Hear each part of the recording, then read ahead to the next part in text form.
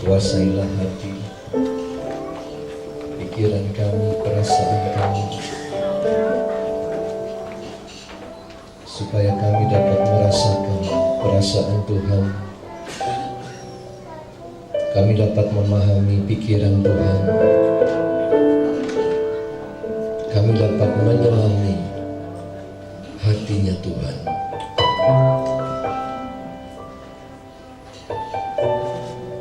Sehingga kami mempunyai pola pandang yang beda. Karena kami dapat melihat segala sesuatu seperti Tuhan melihatnya. Amin. Biarlah firman-Mu tinggal di dalam kami, seperti kami juga terus tinggal di dalam-Mu. Sehingga barang apa saja yang kami minta akan Tuhan berikan, dan nama Tuhan dipermuliakan. Roh Kudus kuasai kami. Tanpa Engkau kami tidak bisa memperoleh perspektif tentang surga. Hanya Engkau Roh Kudus yang dapat memberikannya kepada kami. Kuasai kami, penuhi kami, urapi kami, di dalam nama Tuhan Yesus. Amin. Silakan duduk kembali.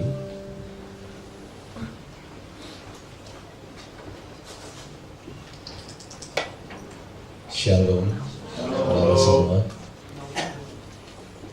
Saya melihat hampir semua yang hadir pernah saya lihat tahun lalu ketika saya juga melayani di kota ini, di gereja ini, tapi bukan di tempat ini, waktu itu di Omni. Ya, tetapi mungkin ada beberapa di antara saudara yang tahun lalu ketika saya datang belum ada di sini atau tidak ketemu dengan saya. Kalau ada, saya boleh lihat tangannya. Yang tahun lalu, ya, oh ya, ada seorang ibu. Tahun lalu kita nggak ketemu ya Bu ya. Seorang bapak, ya shalom Pak, Bu, ada lagi. Oh ya, ibu juga ya. Nggak ketemu Bu ya tahun lalu ya. Oh ya, ya shalom, selamat jumpa. Berarti dengan semuanya yang lain sudah ketemu ya. Dan kemarin juga kami bersama-sama menikmati suatu acara retreat dan fellowship yang luar biasa sekali, saudara. Hadirat Tuhan mempersatukan kita, kasih Tuhan begitu luar biasa, dan kasih persaudaraan itu dapat terasa.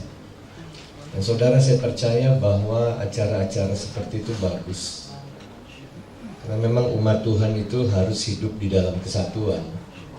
Ya, di dalam Mazmur dikatakan, umat Tuhan harus hidup dalam kesatuan, barulah Tuhan perintahkan berkat-Nya itu untuk turun mengalir. Dan kata perintah di situ adalah kata yang sama seperti ketika Tuhan menciptakan langit dan bumi. Ya, waktu Tuhan berkata, jadilah terang, maka tidak ada tawar-menawar. Ada satu hal dengan Tuhan, saudara, kalau Tuhan sudah berfirman, maka sudah tidak ada tawar-menawar lagi. Begitu Tuhan berkata, jadilah terang, maka kegelapan harus pergi. Dan terang itu jadi.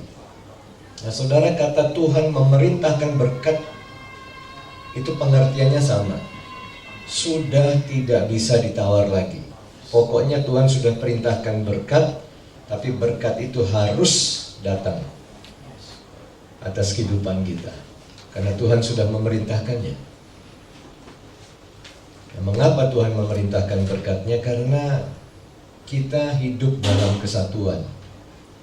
Jadi memang ada berkat khusus saudara yang Tuhan berikan, yaitu berkat yang diperintahkan Tuhan, yang diberikan ketika kita hidup dalam kesatuan. Dan itulah yang akan menjadi kekuatan dari gereja ini di negeri, boleh dikatakan di negeri lain.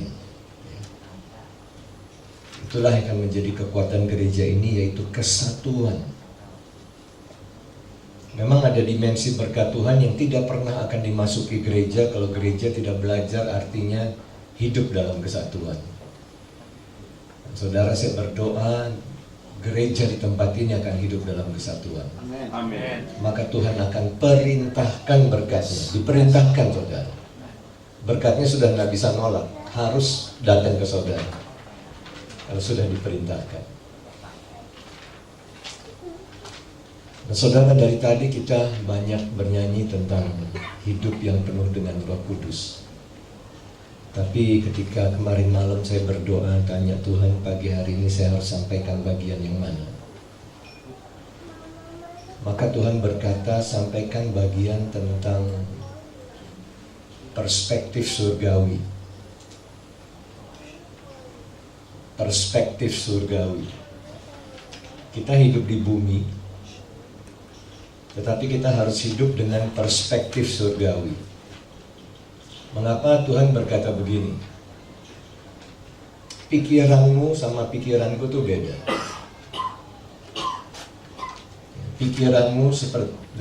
Pikiranmu dengan pikiranku tuh beda. Seperti langit dan bumi bedanya. Dan kemudian Tuhan juga berkata, rancanganmu dengan rancanganku tuh beda. Seperti langit dan bumi bedanya.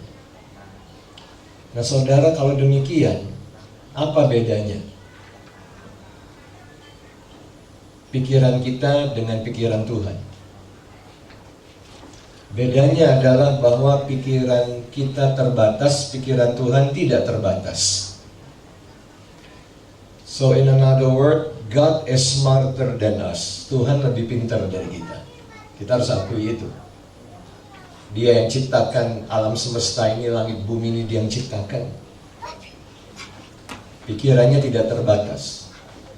Nah, kalau begitu apakah ada caranya kita bisa belajar untuk berpikir seperti Tuhan berpikir? Karena saudara, sekarang kita telah menyadari bahwa pikiran Tuhan itu superior. Ya, lebih tinggi daripada kita. Pikiran Tuhan lebih hebat.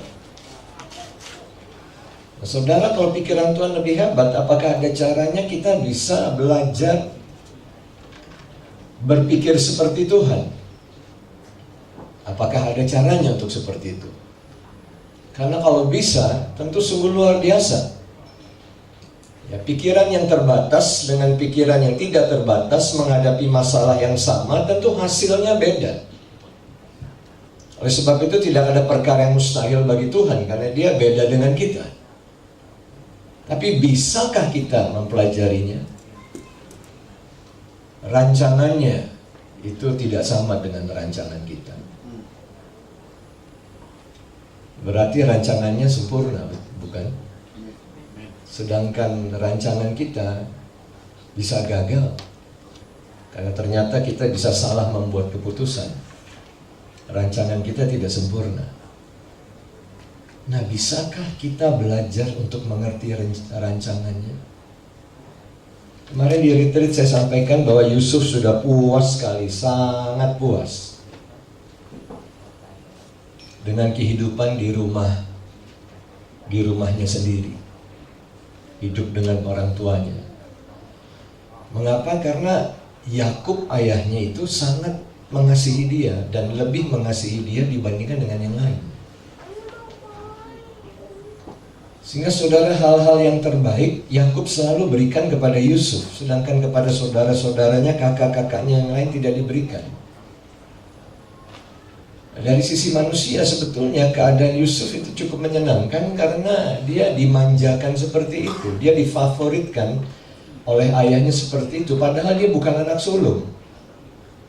Bagi orang Yahudi, pewaris tahta itu anak sulung, dan yang mendapatkan berkat 2 kali lipat itu anak sulung. Itu hak kesulungan, itu istimewa, itu Tuhan yang bikin seperti itu. Sedangkan Yusuf bukan, waktu itu Benyamin belum lahir, jadi dia yang paling bungsu. Tetapi dia begitu diistimewakan oleh Yakub. Nah, sekarang saudara kurang apa? Hidupannya sudah sangat enak, nyaman.